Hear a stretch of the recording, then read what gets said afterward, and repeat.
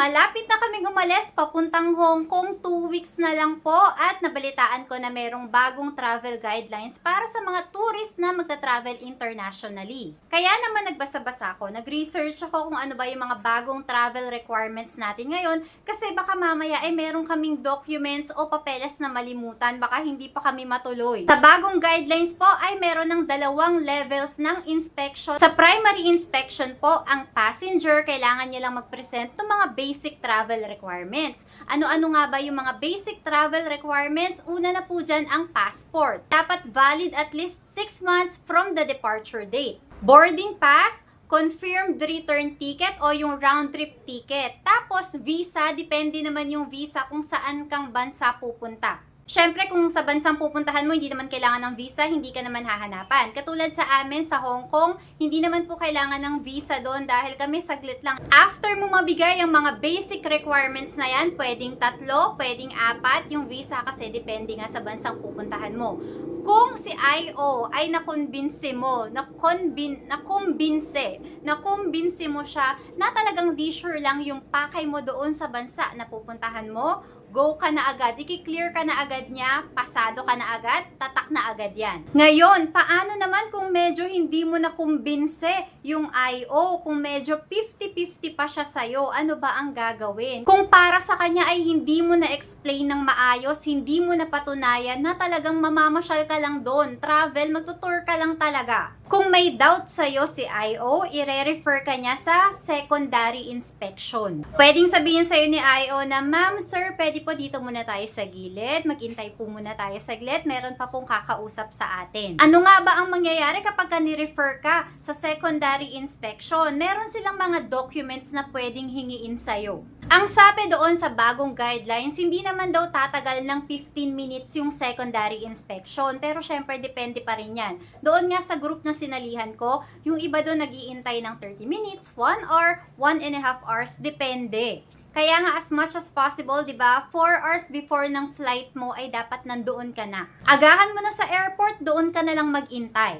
Ano nga ba yung mga additional, yung mga supporting documents na pwedeng hanapin sa'yo kapag ikaw ay na-refer sa secondary inspection? Depende po ang hahanapin sa inyo. Kung ikaw naman ang gagasto sa travel mo, kung meron kang sponsor na kamag-anak mo, kung meron kang sponsor na hindi mo kamag-anak, iba-iba siya, isa-isahin po natin yan.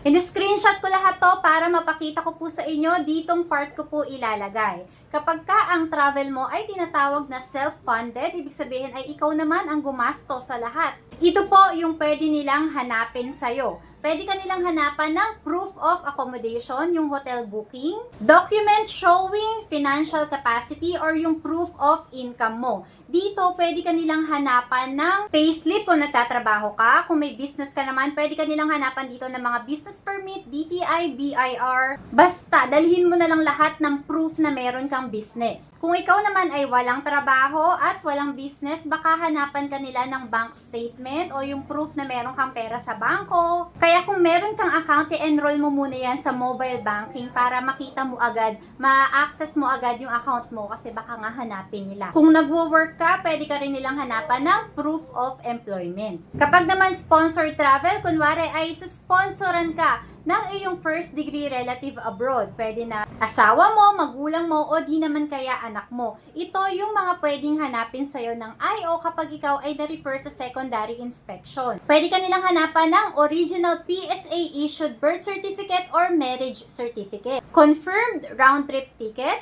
kopya ng valid passport na magsusponsor sa'yo, work visa or permit, or kahit na ano pang proof na nagsasabi na meron silang trabaho doon, meron silang income doon sa bansa na pinagtatrabahuhan nila, at kaya talaga nilang sponsoran yung travel mo. Kapag naman sponsored ka ng ibang relatives mo abroad, bukod sa anak mo, magulang mo, asawa mo, kunwari yung pinsan mo, tita mo, ito naman yung mga pwedeng hanapin sa'yo.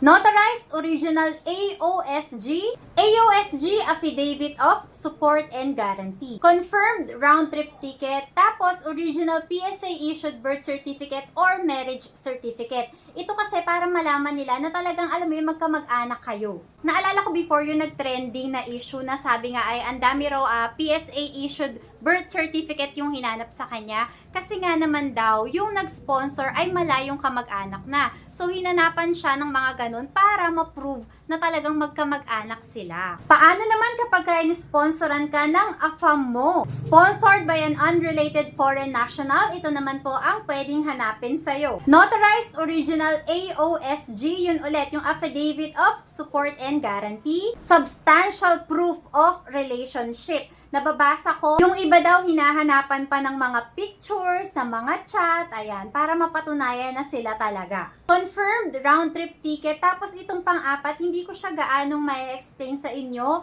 yung nakalagay dyan, if a judicial entry, sponsors registration papers. Siguro yung AFAM nyo na lang yung mag-e-explain yan sa inyo. Alam na siguro nila yan. Next natin, traveling with an unrelated local sponsor. Ito kunwari yung jowa mo. Yung jowa mo yung magagasto sa travel nyo. O yung kasama mong kaibigan mo ang magsasponsor ng travel nyo. Ito naman yung mga hahanapin. Notarized Original AOSG ulit. Substantial Proof of Relationship. Ayan, kung magkaibigan kayo, gano'n na ba kayo katagal naging magkaibigan? Kung magjowa kayo, talaga bang magjowa kayo? Patunayan nyo. At copy ng sponsor's return ticket. Saan ba makakakuha o makakapag-fill out ng AOSG? Nag-search ako sa Google, tapos meron dito na nakalagay Philippine Embassy, tapos nakalagay Singapore, merong nakalagay na Berlin, merong nakalagay na iba't ibang bansa. So, siguro, depende kung nasa ang bansa yung magsusuporta sa'yo. Sa mga nakakuha na po ng AOSG, nakapag-fill out na ng AOSG form, paano, saan,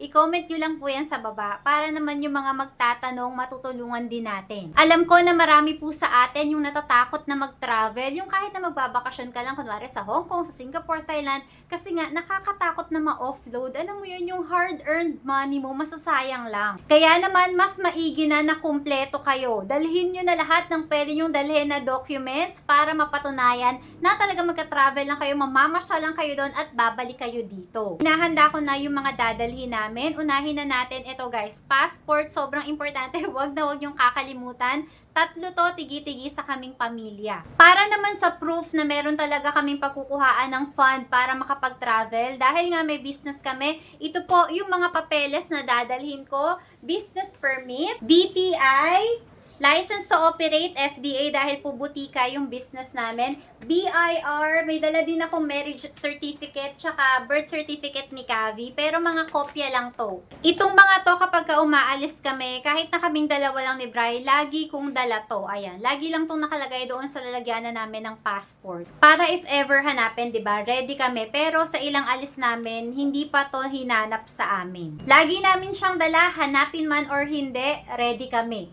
At ito pa pala guys, e-travel. 'Di ba dati kapag nagta-travel tayo abroad, pabalik lang natin kailangan mag-fill out ng e-travel. Ngayon po, paalis at pabalik kailangan. Saan ba pwede makapag-fill out ng e-travel? Dito po sa website na to, etravel.gov.ph. I-type nyo lang yan, kahit i-search nyo nga lang sa Google e-travel PH, lalabas na yan. Ganito po yung itsura ng form na fill outan natin.